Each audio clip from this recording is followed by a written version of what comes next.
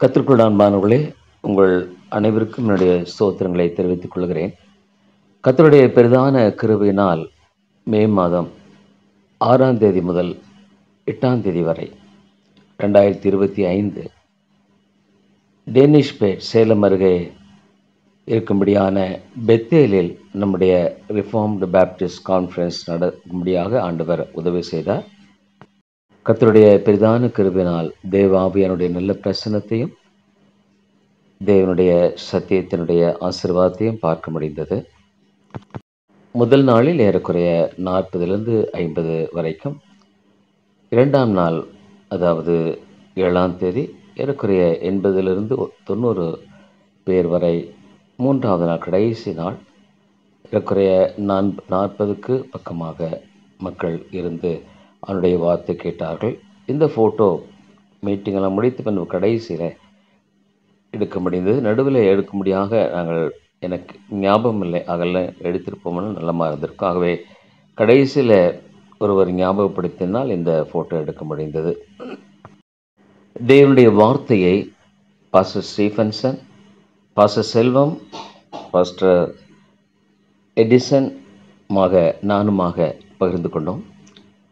தேவனுடைய வார்த்தை அநேகருக்கு பிரயோஜனமாக இருந்தது என்பதில் சந்தேகமில்லை. கடந்த நாட்களில் சீர்திருத்த பேப்டிஸ்ட் ஐக்கியத்தினுடைய சார்பாக ஏறக்குறைய 2 அல்லது 3 முறை நாம் பெத்தேலில் ஏற்கனவே கூட்டங்களை நடத்தினோம்.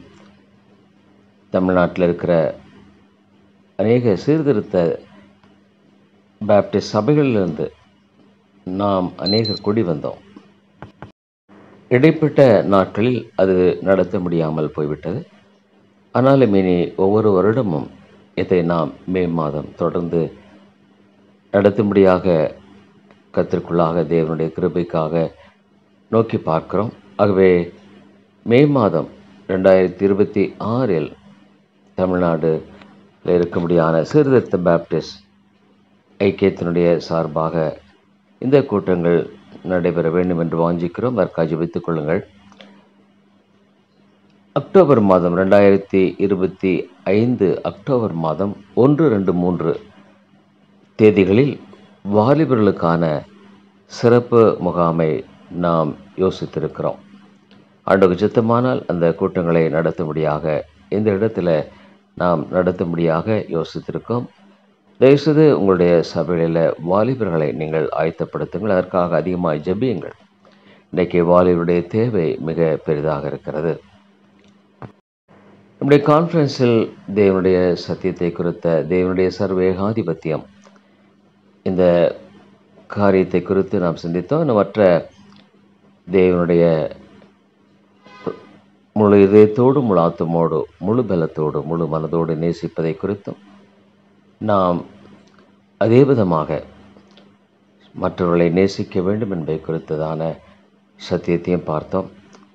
முக்கியமாக ஒரு காரியத்தை நாம் பார்த்தோம். அதாவது ஸ்பர்ஜன், ஜார்ஜ் விட்ஃபீல்ட் போன்றவர்கள் தேவனாலே வல்லமையாக உபயோகப்படுத்தப்பட்டார்கள் என்பதை குறித்து பார்த்த பொழுது, அவர்கள் இந்த கிருபையின் சத்தியத்தை எவ்விதமாக அவர்கள் வெளிப்படுத்தி போதித்தார்கள் என்பதை குறித்து சிந்திக்கும்படியாக தேவன் உதவி செய்தார். அதாவது ஜார்ஜ் விட்ஃபீல்ட் தேவனாலே வல்லமையாக உபயோகப்படுத்தப்பட்ட தேவ மனிதன் என்பதை அறிந்திருக்கிறோம். ஏறக்குறைய 18வது நூற்றாண்டுகளில் கர்த்தர் அவரை வல்லமையாக உபயோகப்படுத்தினார். அநேக ஆயிரக்கணக்கான மக்கள் கர்த்தருக்குள்ளாக வர ஆண்டவர் கிருபை செய்தார். ஜார்ஜ் விட்ஃபீல்ட் அவருடைய வாழ்க்கையானது ஸ்பர்ஜனுக்கு ஒரு பெரிய முன்மாதிரியாகவும் அவரை பின்பற்றும்படியான விதத்தில் ஸ்பர்ஜன் தன்னுடைய ஊழியத்தை செய்தார் என்பதையும் நாம் அறிந்திருக்கிறோம். பொதுவாக நம்முடைய சீர்திருத்த சபைகளில் தேவனுடைய சர்வ ஏகாதிபத்தியத்தையும் மனிதனுடைய உத்தரவாதத்தையும் இணைத்து போதிக்கிற விதமாகவே நாம் போதிப்பது நிமித்தமாக அநேக காரியங்களில் நாம் அதிகமான முன்னேற்றத்தை பார்க்க தவறிவிட்டோம் என்றே சொல்ல வேண்டும். ஆனால் ஸ்பர்ஜனும் ஜார்ஜ் விட்ஃபீல்ட் அவர்களும் முக்கியமாக ஸ்பர்ஜன் இதை குறித்து தெளிவாக பேசியிருக்கிறார்.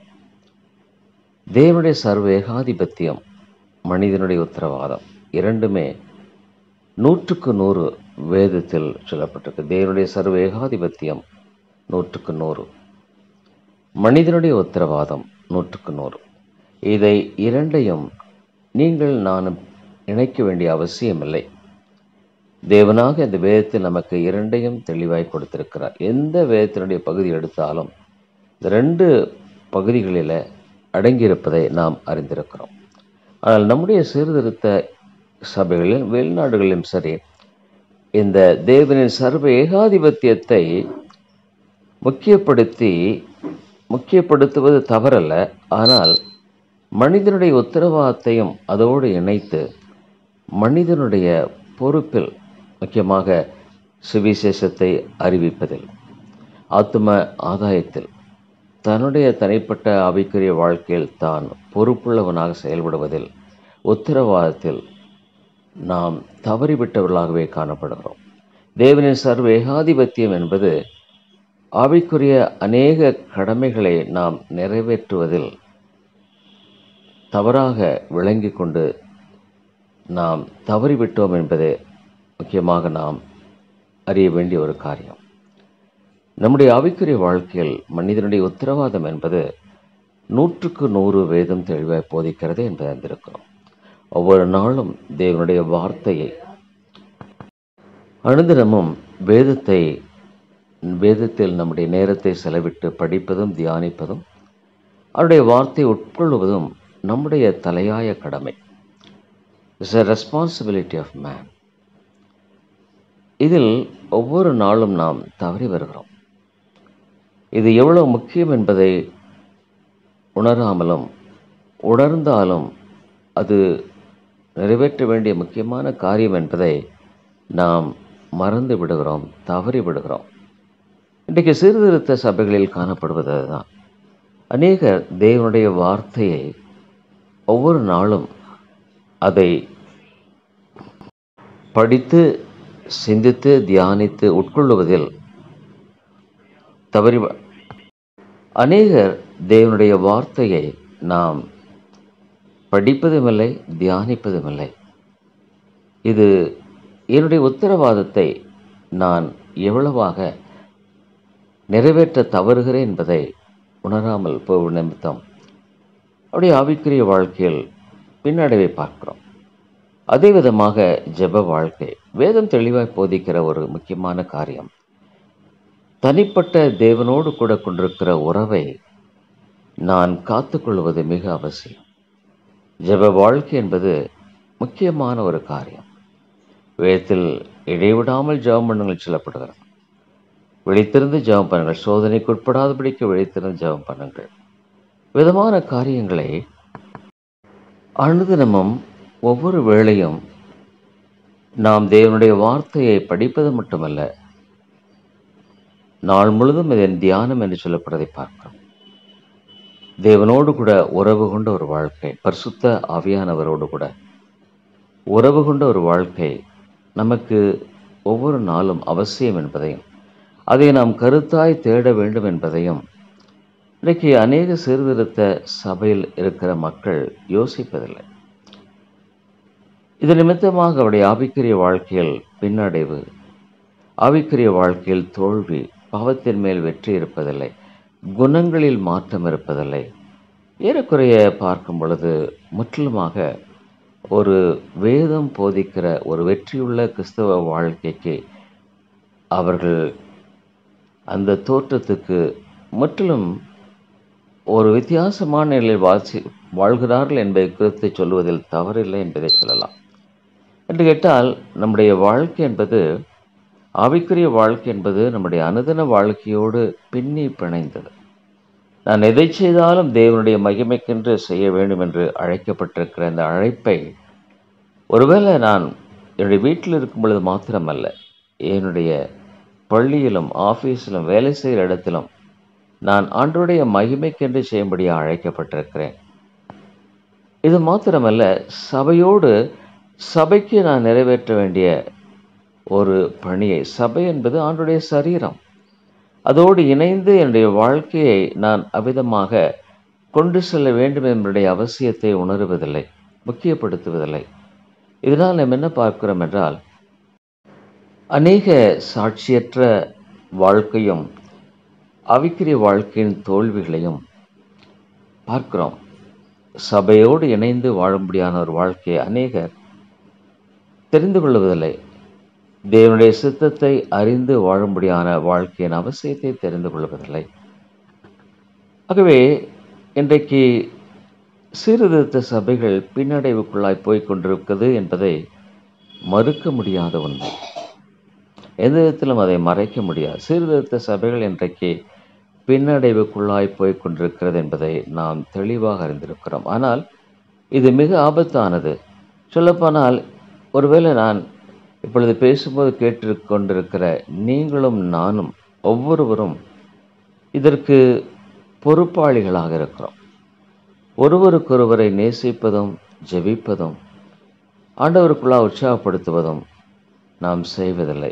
மனித உத்தரவாதம் என்பது அநேகருடைய வாழ்க்கையில் நீங்கள் பார்க்கும் பொழுது ஒரு 5% கூட இல்லை. தேவனின் சர்வ ஏகாதிபத்தியத்தை நாம் பேசுகிறோம். ஆனால் மனிதனுடைய உத்தரவாதத்தை பார்க்கும் பொழுது ஒரு 5% கூட இருக்கிறதா என்பதை குறித்த ஒரு பெரிய கேள்விக்குறியை நாம் எழுப்ப வேண்டியதாக இருக்கிறது.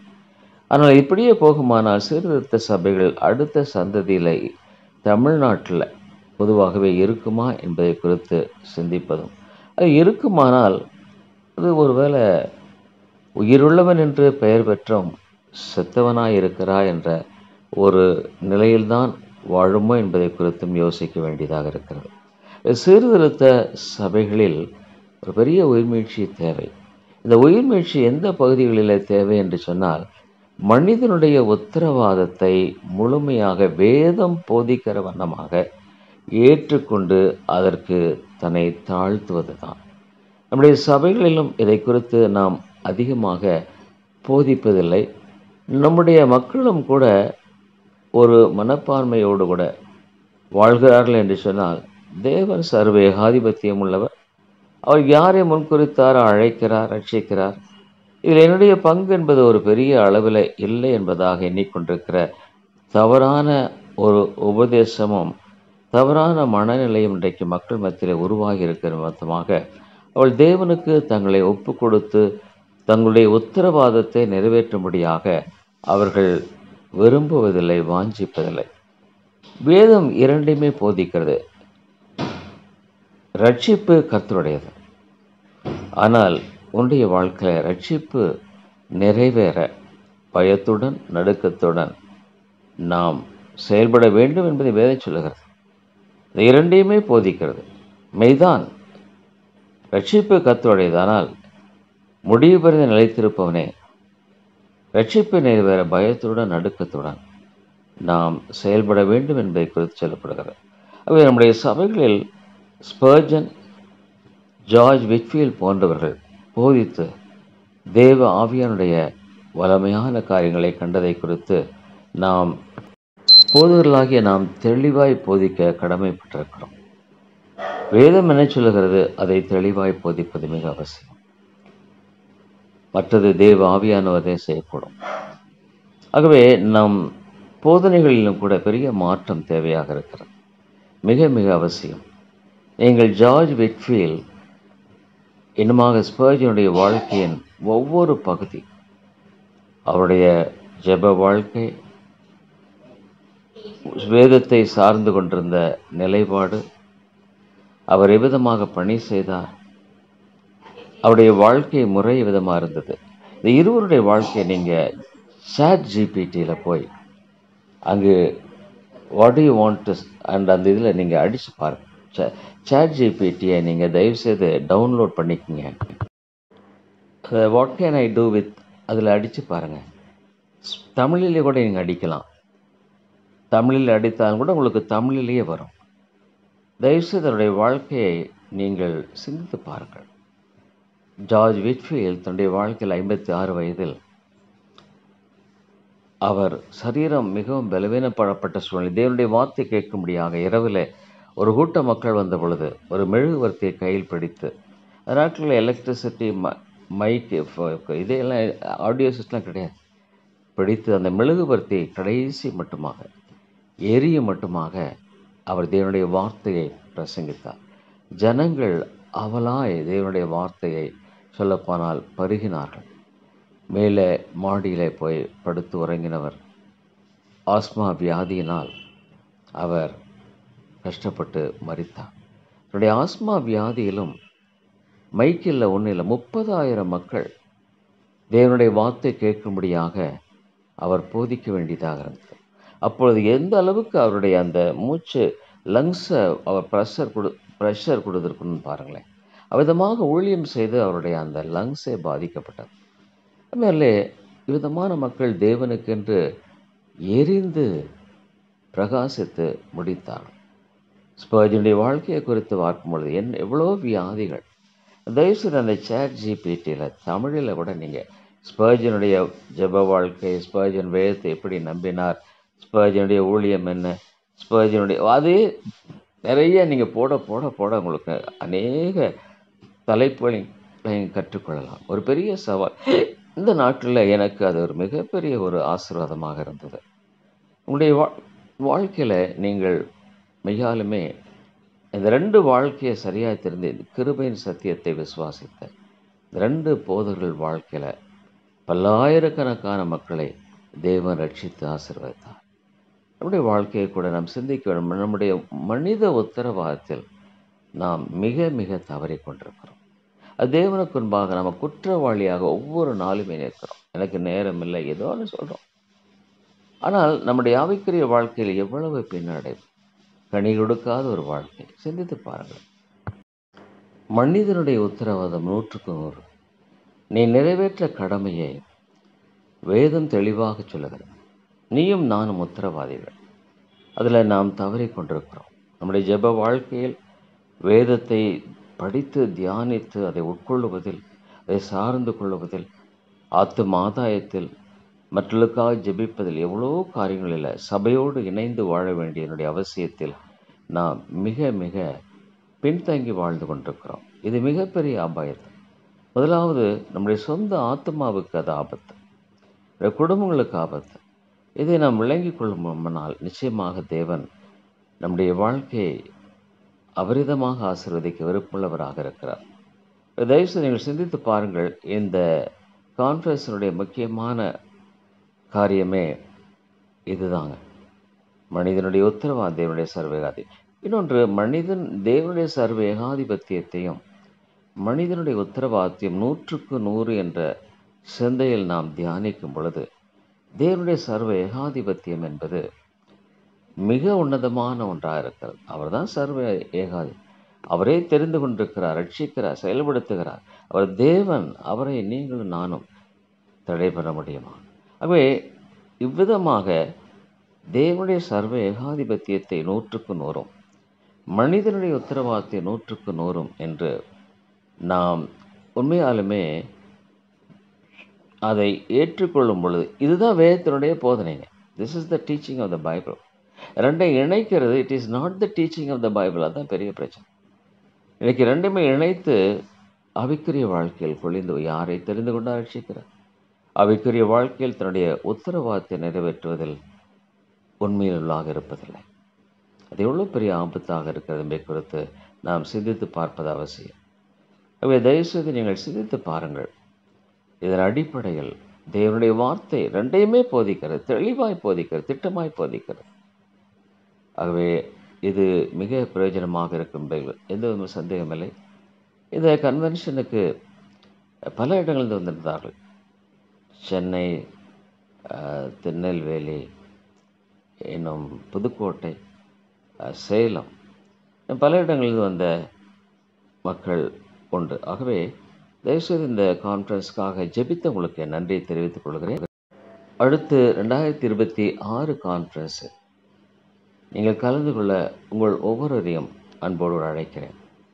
அதுக்கு முன்பாக 2025 அக்டோபர் 1, 2, 3 தேதிகளில் நடக்கும்படியான வாலிபர் கூட்டங்களுக்காக ஜெபித்துக் கொள்ளுங்கள். உங்களுடைய வாலிபர்கள் சபையில் மற்றும் ஒருவேளை இந்த சத்தியத்தை அறியாது இருக்கிற வாலிபர்களாக இருந்தாலும் சரி, தயவுசெய்து அனுப்பி வையுங்கள். அவளுக்கு மிக பிரயோஜனமாக இருக்கும். அதனுடைய டைமிங் எல்லாம் நாங்கள் திரும்ப அறிவிப்போம். ஆனால் இதற்காக ஜெபித்துக் கொள்ளுங்கள். இந்த ரிஃபார்ம் பேப்டிஸ்ட் கான்ஃபரன்ஸ் கூட ரொம்ப நாளாக ஜெபித்தோம். உண்மையாலுமே ஜெபம் வீணல்ல. தேவன் தம்முடைய நல்ல பிரசன்னத்தை கொடுத்து ஆசீர்வதித்தார். பெரிய அளவில் பெரிய கூட்டம் இல்லை என்றாலும் தேவன் நம் மத்தியில் இருந்தார் என்பதை நம்மால் பார்க்க முடிந்தது. தேவனுடைய நல்ல பிரசனம் நம்மை உற்சாகப்படுத்திட்டது. அநேகர் உண்மையாலுமே தேவனால் சத்தியத்தால் ஆசீர்வதிக்கப்பட்டார்கள் என்பதில் எந்த விதமான சந்தேகமில்லை. ஆகவே இந்த சத்தியம் என்பது மகிமையான ஒரு சத்தியம். கேட்டால் நான் ஒரு காலத்தில் ஒரு 17 வருடங்கள் ஒரு ஆர்மேனிய சபையில் இருந்தேன். வாழ்க்கையின் தோல்விகள் என்ன, போராட்டங்கள் என்ன, எல்லாவற்றையும் அறிந்திருந்தேன். ஆனால் இன்றைக்கு நான் பார்க்கும் பொழுது தேவன் கொடுத்திருக்கிற இந்த மகத்துவமான விடுதலையும் வெற்றியும் சந்தோஷமும் மகிழ்ச்சியும் எல்லையில்லாதது என்பதாக தாழ்மையாக நான் சொல்லிக் கொள்கிறேன். உங்கள் வாழ்க்கையில் நிச்சயமாக இந்த வேதத்தை இதன் அடிப்படையில் சிந்தித்து பாருங்கள். தேவன் 100க்கு 100 சர்வேகாதிபத்தியம் உள்ளவர், மனிதன் 100க்கு 100 உத்தரவாதம் உள்ளவன். இந்த இரண்டையுமே இணைக்க வேண்டாம். வேதம் இணைக்கவில்லை, நீங்களும் நானும் இணைக்க வேண்டிய அவசியமில்லை. ஆனால் சீர்திருத்த சபைகள் என்று இங்கு மட்டுமல்ல, மேற்கத்திய நாடுகளிலும் பின்னடைவுக்கு காரணம் இது ரெண்டுமே இணைத்து போதித்த ஒரு நிலை. ஒரு விதத்தில் ஹைப்பர் கால்வினிசம் என்ற ஒரு நிலைப்பாடு சபைகளில் நுழைந்து விட்டதனால் ஆத்தும ஆதாயம் ஏறக்குறைய இல்லை என்று சொல்லலாம். மக்கள் தங்களுடைய உத்தரவாதத்தை உணர்ந்து வாழுகிற அந்த ஜாக்கிரதை இல்லை. ஆகவே தயவுசெய்து நினைவு கூறுங்கள். நீங்கள் நிச்சயமாக 2026 ரிஃபார்ம்டு பேப்டிஸ்ட் கன்வென்ஷன் இதே பெத்தேலில் நடக்கும். தேவனுக்கு சித்தமானால் நம்முடைய கரங்களில் ஒன்றுமில்லை. ஆனால் கூட நீங்கள் அதை சிந்தித்து அதில் கலந்து கொள்வதற்கு நீங்கள் உங்களை ஆயத்தப்படுத்துங்கள். தேவன் நம் மத்தியில் பெரிய காரியங்களை செய்ய வல்லவராக இருக்கிறார். முக்கியமாக இந்த வருடம் அக்டோபர் மாதம் 1, 2, 3 தேதிகளில் வாலிபர்களுக்கான இந்த சிறப்பு முகாமை இதே பெத்தேலில் நடக்கும். தயவுசெய்து நீங்கள் அதற்காக ஜெபிக்கவும் உங்கள் வாலிபர்களை ஆயத்தப்படுத்த வேண்டும் என்று தாழ்மையாக கேட்டுக்கொள்கிறேன். கர்த்தர் தாமே உங்களையும் உங்கள் குடும்பங்களையும் ஆசீர்வதிப்பாராக. உங்களுக்காக ஜெபித்துக் கொள்ளும் அன்பன் டேவிட் இளங்கோவன்.